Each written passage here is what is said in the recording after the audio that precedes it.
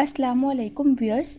इन videos को, इस information को आप इस्लामिक पॉइंट से देखेंगे, इस्लामिक वाक़यात सुनते हुए इसको लेंगे तो आपको बिल्कुल भी बुरा नहीं लगेगा। चलते हैं शादी की रात पार्ट नंबर 4 की तरफ। काजी शरी कहते हैं कि इस जगह तकरीर की कोई ज़रूरत नहीं होती, मगर मैंने इसकी बात सुनकर बाकायदा तकरीर की ज़रूरत महसूस की। चनाचा हमदो सलाह के बाद ये अर्ज़ किया, तुमने बड़ी उम्दा बात कही है। अगर तुम अपनी बात पर कायम रहती हो तो ये तुम्हारी एक खूबी होगी, और अगर इससे हट जाती हो तो ये गुफ्तगू तुम्हारे खिलाफ हिज्जत दलील होगी। मुझे फ़लाँ फ़लाँ चीज़ें पसंद हैं और फ़लाँ फ़लाँ चीज़ें नापसंद हैं। और हाँ सुनो, अगर मुझसे कोई नेकी और भलाई देखना तो इसे आम करना और लोगों में फैलाना, और अगर कोई बुराई देखना तो इसकी पर्दापोशी करना।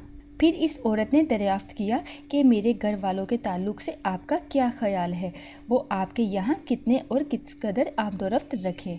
काजी शर्दी ने जवाब दिया, मैं नहीं चाहता कि तुम्हारे घर वाले आकर मेरा वक्त ज़ाया करें और मेरी उकताहट का बाइस बने। चूँकि आप काजी और मशगूल इंसान थे, इसलिए इस तरह की बात फरमाई।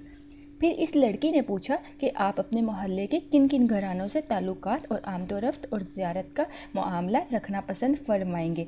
काजी शर्दी ने इसकी भी वजाहत की और बतलाया कि फ़लाँ फ़लाँ अच्छे लोग हैं और फ़लाँ फ़लाँ ठीक नहीं। काजी शर्दी बतलाते हैं कि फिर बकिया रात बड़ी हसीन गुजरी और इसके बाद की ज़िंदगी तो और ही खूबसूरत और पुरलुत्फ़ गुजरी।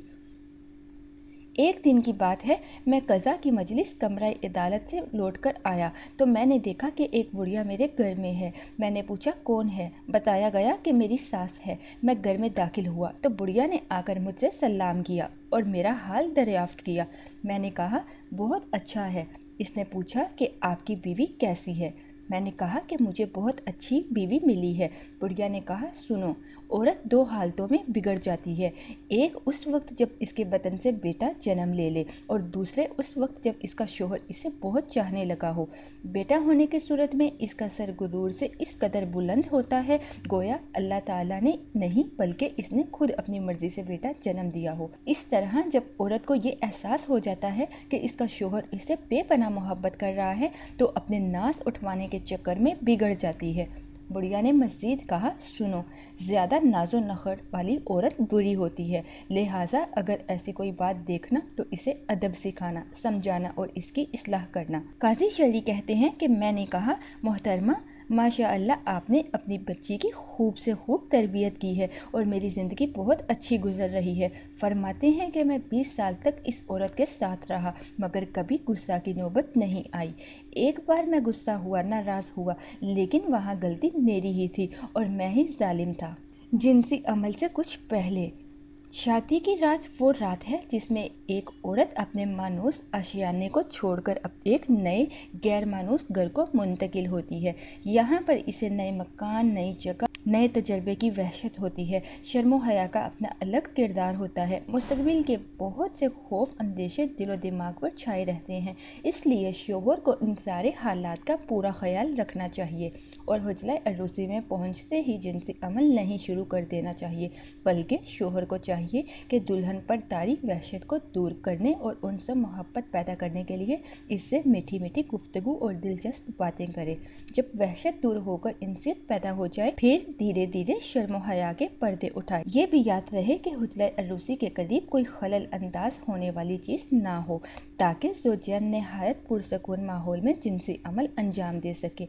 अगर मुमकिन और मुयस्सर हो तो दुल्हा दुल्हन के लिए मुस्तकिल मकान होना चाहिए, और अगर ऐसा मुमकिन नहीं और मुयस्सर नहीं तो कम अज़ कम इनका एक खासा कमरा ज़रूर होना चाहिए जहाँ किसी किस्म की खलल अंदाजी का अंदेशा ना हो, क्योंकि जमा वो अमल है जो नहायत ही पुरसकून माहौल चाहता है और मामूली खलल भी इस पर असर अंदाज हो जाता है।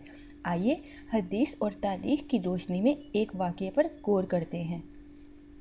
रसूल अकरम सल्लल्लाहु अलैहि वसल्लम ने अब्बू सलमा रज़ियल्लाहु तआला अन्हु की शहादत के बाद उम्मे सलमा रज़ियल्लाहु तआला अन्हु को पैगाम निकाह दिया। इन्होंने माजदत कर दी।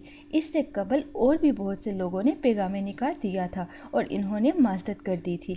माजदत के असबाब बतलाते हुए इन्होंने कहा कि वो एक गैरतमंद खातून हैं और इन्हें ये बात बर्दाश्त नहीं होगी कि इनके शोहर में इनके साथ दीगर औरतें भी शरीक रहें।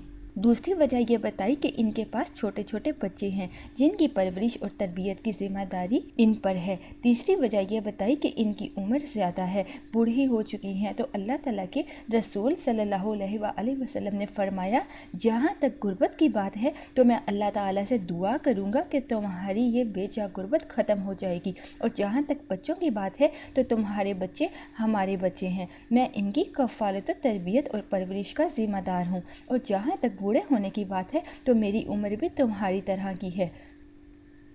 चनाचा वो रसूलुल्लाह सल्लल्लाहु अलैहि वसल्लम से निकाह करने पर राज़ी हो गई और निकाह हो गया। जब रसूलुल्लाह सल्लल्लाहु अलैहि वसल्लम इनके कमरे में गए तो देखा कि वो अपनी छोटी बच्ची ज़ैनब को लेकर दूध पिला रही हैं। अल्लाह के रसूल सल्लल्लाहु अलैहि वसल्लम ने, जो नहायत बाहया थे बल्कि घर में बैठी पर्दा नशी किसी कमवारी दोशीज़ा से भी ज़्यादा हयादार थे, आपने ये सूरत हाल देखी तो दरवाजे से वापस आ गए।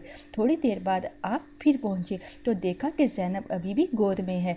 आपने पूछा कि ज़ैनब का क्या हाल है। उम्मे सलमा ने जवाब दिया कि ठीक है।